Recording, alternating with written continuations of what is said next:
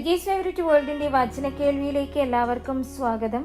പ്രതിദിന വിശുദ്ധ വേദ പുസ്തക വായന 967 ദിവസം. മർക്കോസ് എഴുതിയ സുവിശേഷം 12-ാം അധ്യായം. പിന്നെ അവൻ ഉപമകളാൽ അവരോട് പറഞ്ഞു തുടങ്ങിയത്, ഒരു മനുഷ്യൻ ഒരു മുന്തിരിത്തോട്ടം നട്ടുണ്ടാക്കി, ചുറ്റും വേലി കെട്ടി ചക്കും കുഴിച്ചു നാട്ടി, ഗോപുരവും പണിതു കുടിയാന്മാരെ ഏൽപ്പിച്ചിട്ട് പരദേശത്ത് പോയി. കാലമായപ്പോൾ കുടിയാന്മാരോട് തോട്ടത്തിന്റെ അനുഭവം വാങ്ങേണ്ടതിന് അവനൊരു ദാസനെ കുടിയാന്മാരുടെ അടുക്കൽ പറഞ്ഞയച്ചു. അവർ അവനെ പിടിച്ചു തല്ലി വെറുതെ അയച്ചു കളഞ്ഞു. പിന്നെ മറ്റൊരു ദാസനെ അവരുടെ അടുക്കൽ പറഞ്ഞയച്ചു. അവനെ അവർ തലയിൽ മുറിവേൽപ്പിക്കുകയും അപമാനിക്കുകയും ചെയ്തു. അവൻ മറ്റൊരുവനെ പറഞ്ഞയച്ചു. അവനെ അവർ കൊന്നു. മറ്റു പലരെയും ചിലരെ അടിക്കുകയും ചിലരെ കൊല്ലുകയും ചെയ്തു. അവന് ഇനി ഒരുത്തൻ ഒരു പ്രിയ മകൻ ഉണ്ടായിരുന്നു.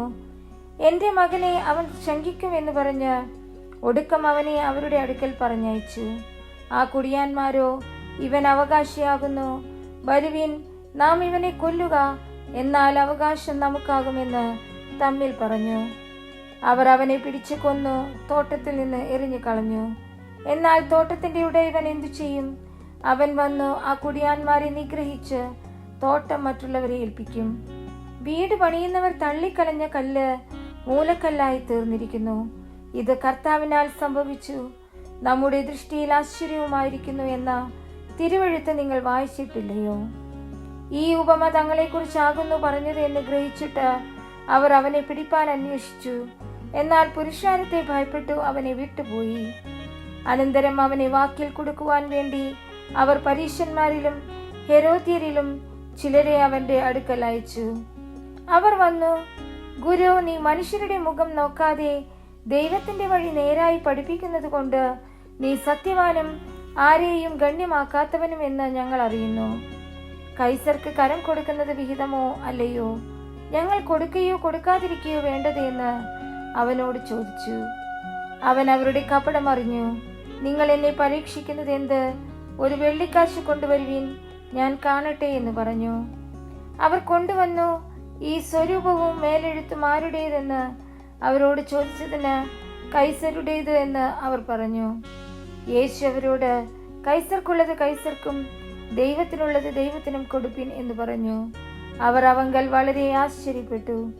പുനരുദ്ധാനമില്ല എന്ന് പറയുന്ന സദൂക്യർ അവന്റെ അടുക്കൽ വന്ന് ചോദിച്ചത് എന്തെന്നാൽ, ഗുരു, ഒരുത്തന്റെ സഹോദരൻ മക്കളില്ലാതെ മരിച്ചു.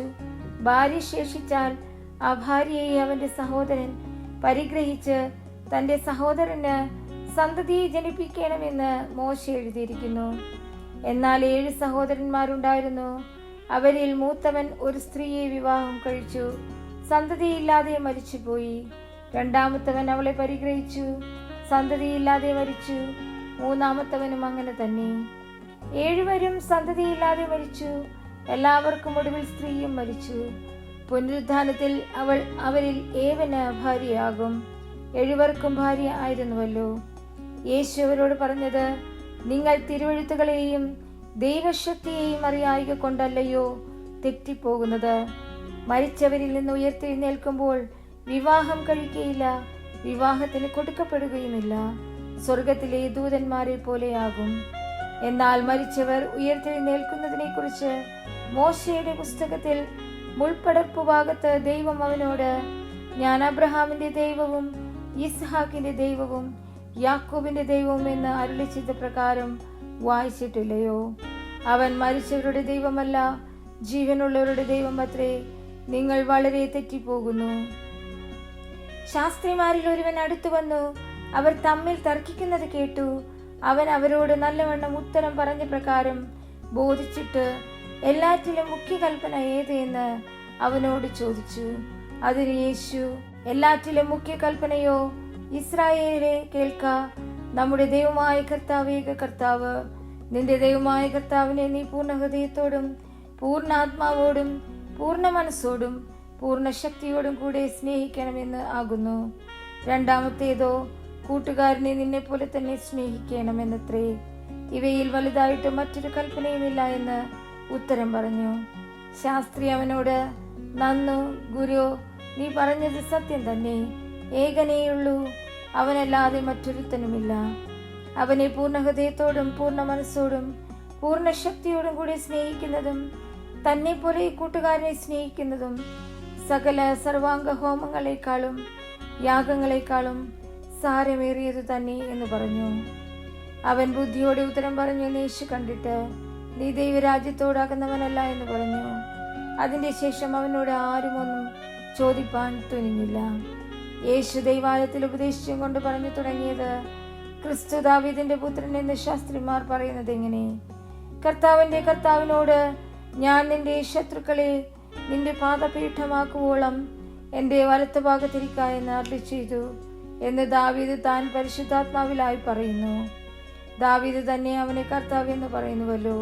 പിന്നെ അവന്റെ പുത്രനാകുന്നത് എങ്ങനെ? എന്നാൽ വലിയ പുരുഷാർ അവന്റെ വാക്കു സന്തോഷത്തോടെ കേട്ടുപോന്നു.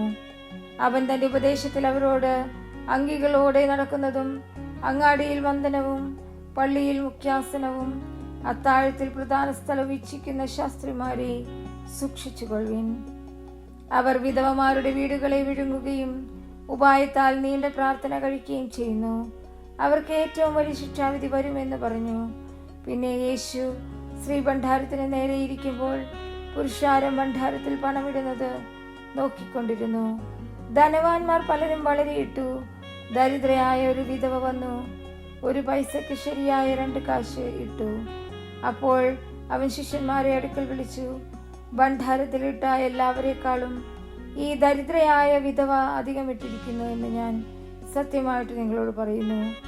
എല്ലാവരും തങ്ങളുടെ സമൃദ്ധിയിൽ നിന്ന് ഇട്ടു, ഇവളോ തന്റെ ഇല്ലായ്മയിൽ നിന്ന് തനിക്കുള്ളതെയും ഒക്കെയും തന്റെ ഉപജീവനം മുഴുവനും ഇട്ടു എന്ന് അവരോട് പറഞ്ഞു.